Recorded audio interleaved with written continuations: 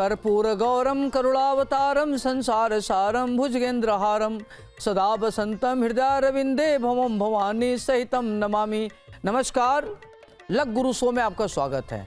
मैं हूं ज्योतिषाचार्य doctor Arvind Tripathi. Luck यानी भाग्य।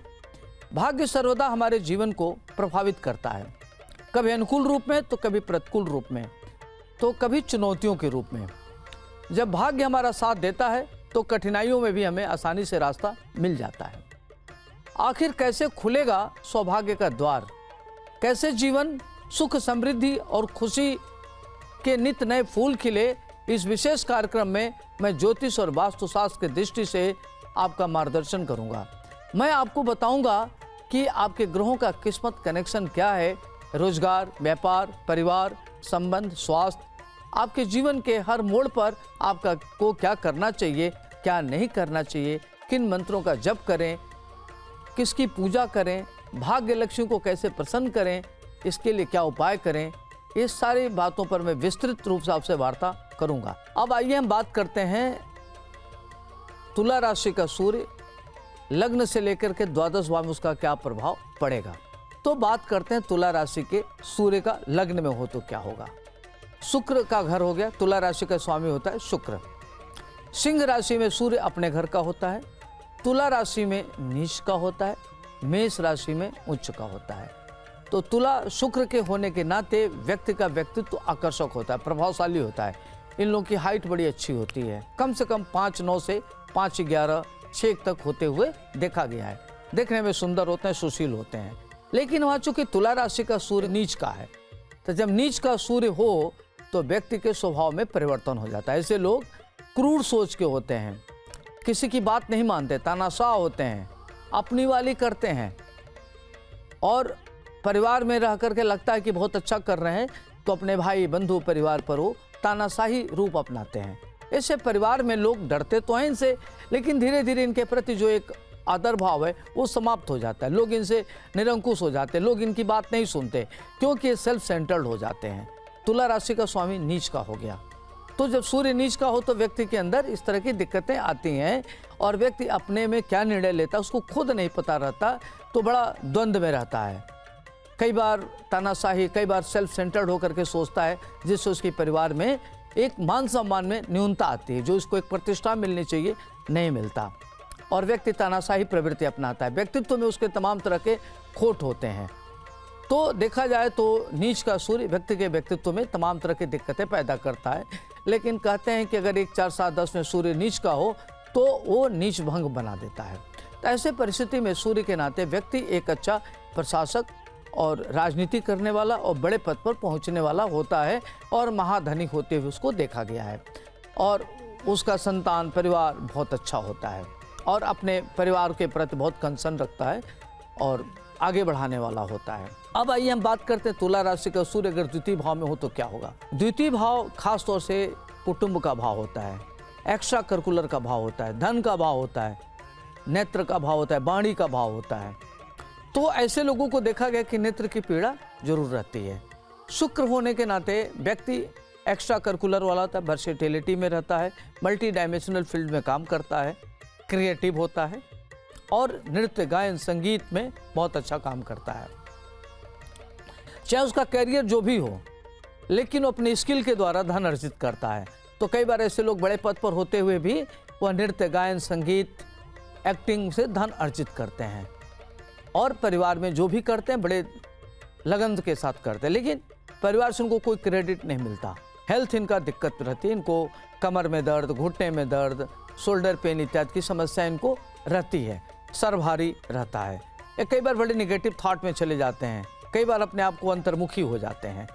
तो इनकी सोच के नाते इनको दिक्कत होती है। लेकिन सूर्य द्वितीय भाव में व्यक्ति को आगे बढ़ाता है, एक्स्ट्रा करिकुलर से धन अर्जित होता है। अब आइए हम बात करते हैं अगर तीसरे भाव में सूर्य हो तो उसका क्या प्रभाव पड़ेगा। तो तीसरा भाव कहते हैं कि ये पराक्रम का भाव है, भाई बंधु का भाव है, पारिवारिक स्थिति का भाव से देखा जाता है। तो तुला का स्वामी होता है शुक्र। शुक्र अगर तीसरे भाव में हो तो व्यक्ति महान आलसी होता है, जल्दी कोई चीज़ करना नहीं चाहता, अपने को ऑर्गेनाइज नहीं कर पाता। लेकिन सूर्य वहाँ श्रेष्ठ फल का दाता बन जाता है। चूँकि सूर्य पापग्रह है, तुला राशि में नीच का होता है, तो ऐसे लोग बड़े ही हार्ड वर्किंग होते हैं, प्रतिकूल परिस्थितियों में आगे बढ़ते हैं, चुनौतियों से घबराते नहीं, अदम्य साहस होता है, रिस्क लेने में माहिर होते हैं, जितना जोखिम भरा कार्य करते हैं उतनी आगे बढ़ते हैं और ये महान उन्नत करते अपने बल पर। और ये शत्रुओं के बीच में रह के दहाड़ते हैं, षड्यंत्रकारी विफल रहते हैं और ये इनके गुप्त शत्रुओं की संख्या बड़ी होती है, लेकिन किसी की परवाह किए बिना निरंतर काम करते और आगे बढ़ते हैं, रेस्टलेस होते हैं। सूर्य अगर तीसरे भाव में नीच का हो जाए तो आदमी रेस्टलेस हो जाता है। भाई बंधु से इनके बड़े अच्छे रहते हैं, परिवार के प्रति इनका डेडिकेशन होता है, परिवार के लिए करते हैं, लेकिन परिवार के लोग इनको यूज करते हैं, परिवार के लोग इनको यूज करके इनको बड़ा कष्ट होता है, इमोशनल लेवल पर काम करते हैं, बड़े डेडिकेटेड होकर कार्य करते हैं परिवार के लिए, लेकिन परिवार के लोगों से इनको सुख नहीं मिलता है। ये परिवार के लोगों को सुख दे देंगे लेकिन इनको सुख नहीं मिलेगा, इस तरह का देखा गया है। अब आइए हम बात करते हैं तुला राशि का सूर्य अगर चतुर्थ भाव में हो तो इसका क्या फल मिलेगा। चतुर्थ भाव में सूर्य हो तुला राशि का तो नीच का हो गया, तो माता जी का हेल्थ दिक्कत होगी, माता जी से इनके वैचारिक मतभेद रहेंगे, अगर प्रॉपर्टी मिलता है तो विवादित होगा, जिनको तमाम तरह की दिक्कतें रहती है। लेकिन ये लोग अपने मेहनत के बल पर आगे बढ़ेंगे, सर्वोच्च पद प्राप्त करेंगे, राजनीति में काफ़ी आगे जाते हैं, सुख समृद्धि के समस्त प्रकार के संसाधन इनके पास रहता है, नौकर इत्यादि रहेंगे, गाड़ी इत्यादि रहेगा। नौकर से इनको कष्ट मिलेगा, नौकर इनके यहाँ टिक नहीं पाते, नौकर से इनको कष्ट मिलता है।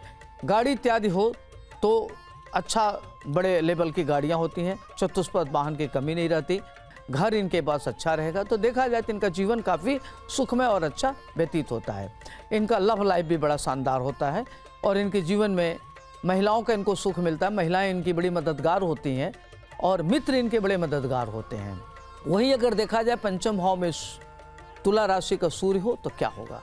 पंचम भाव विद्या बुद्धि संतान का भाव होता है, तो तुला राशि का सूर्य होने से ऐसे लोगों के जो संतान होते हैं उनको संतान से बड़ा कष्ट होता है, संतान उनको पीड़ा देता है, संतान के प्रति बड़े कंसर्न रखते हैं लेकिन संतान इनके प्रति ज़्यादा कंसर्न नहीं रखता, पिता से उसको वैचारिक मतभेद होता है।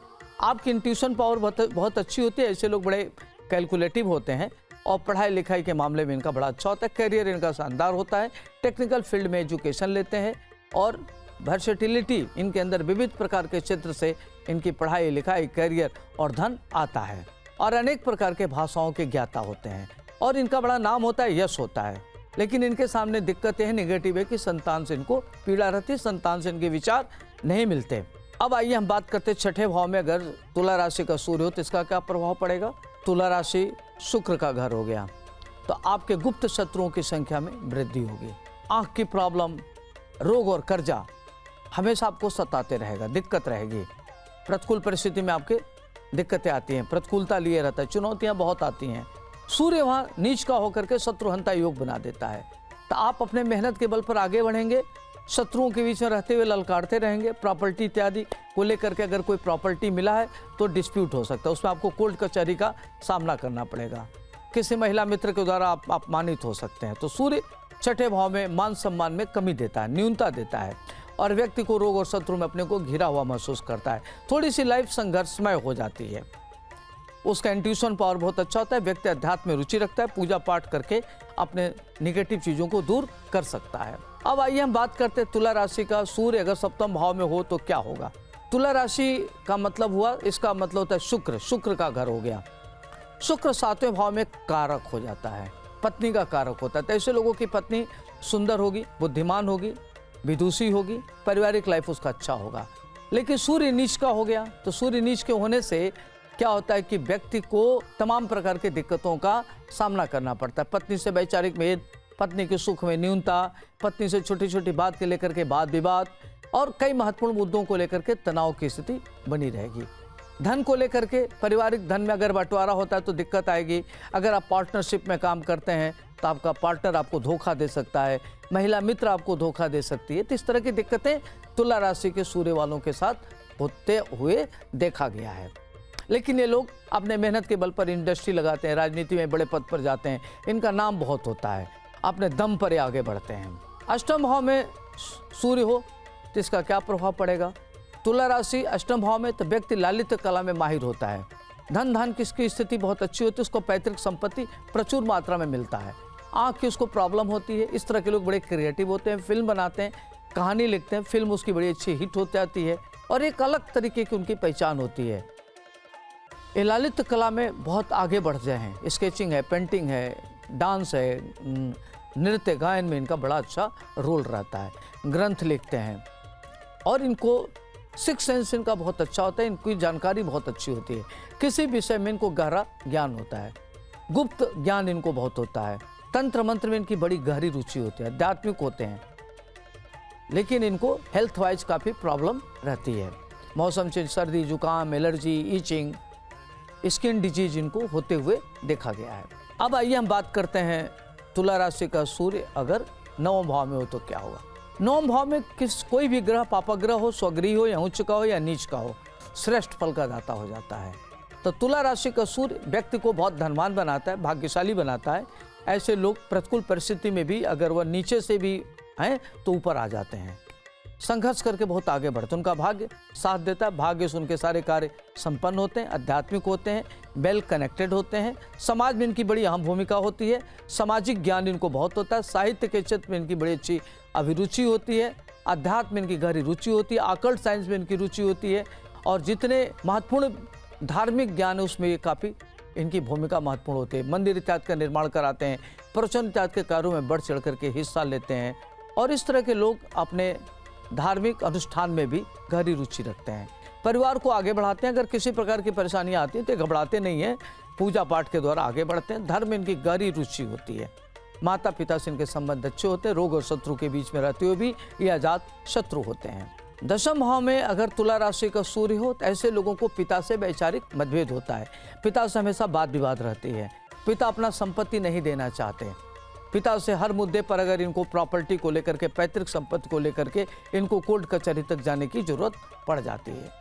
परिवार से इनका काफ़ी अच्छा रिश्ता होते हुए नहीं देखा गया है। लेकिन ये लोग प्रशासन में उच्च पद पर जाते हैं, राजनीति में उच्च पद पर जाते हैं। धन धान की इनकी स्थिति बहुत अच्छी होती है और महत्वपूर्ण पद पर रहते हुए देखेंगे। इंडस्ट्री लगाते हुए इनको देखा गया है। राजनीति में काफ़ी आगे जाते हैं। नेतृत्व करने की इनके अंदर अद्भुत क्षमता होती है। विजनरी होते हैं। विजन, अपने विजन को कैसे इम्प्लीमेंट किया जाए, इनके अंदर अद्भुत कला होती है। बहुत अच्छी बातें करते, ओरेटर अच्छे होते हैं, डिबेटर अच्छे होते हैं। पिता से इनके संबंध अच्छे होते हुए नहीं देखे गए। पिता से इनके वैचारिक मतभेद रहते हैं। इनको देखा गया कि हेल्थ इशू तमाम रहते हैं। इनको चोट चपेट लगने की संभावना बनी रहती है। लीवर और किडनी की इनको प्रॉब्लम होते हुए देखा गया है। अगर वहीं एकादश भाव में तुला राशि का सूर्य हो तो देखा गया कि व्यक्ति भारतीय प्रशासनिक सेवा में जाता है और उसके कई जॉब बदलते हैं। वो तीसरे चौथे जॉब जब प्राप्त करता है तब उसके लिए अच्छा होता है। इसे लोग खासतौर से साइंस के विद्यार्थी होते हैं। विज्ञान में काफ़ी गहरी रुचि होती है। ये रिसर्च तक इनको करते हुए देखा गया है। धन धान की इनकी स्थिति बहुत अच्छी होती है। लेकिन ऐसे लोग गरीबी में आगे बढ़ते हैं। उनका पारिवारिक स्थिति बहुत अच्छा होते हुए नहीं देखा गया है। लेकिन ये लोग शादी के बाद बहुत आगे बढ़ते हैं, अपने जीवन में महान उन्नत करते हैं, आर्थिक रूप से संपन्न होते हैं, अपनी प्रतिष्ठा को लेकर कोई समझौता नहीं करते और जो काम करते हैं बड़े ईमानदारी के साथ रहते हैं। और इनके अंदर आध्यात्मिक रुचि होती है। ईश्वर में इनकी आस्था होती है। लोगों के लिए मददगार होते हैं, बड़े इमोशनल होते हैं। कई बार ये सॉफ्ट टारगेट लोगों के लिए बन जाते हैं। अब आइए हम बात करते हैं तुला राशि का सूर्य अगर द्वादश भाव में हो तो क्या होगा। द्वादश भाव खासतौर से लोगों को देखा गया कि विदेशों में जाते हैं और कई बार इनको लोग बहुत धोखा देते हैं। ये बहुत ज़्यादा किसी पर भरोसा कर लेते हैं तो इनकी इंटीग्रिटी डाउटफुल हो जाती है।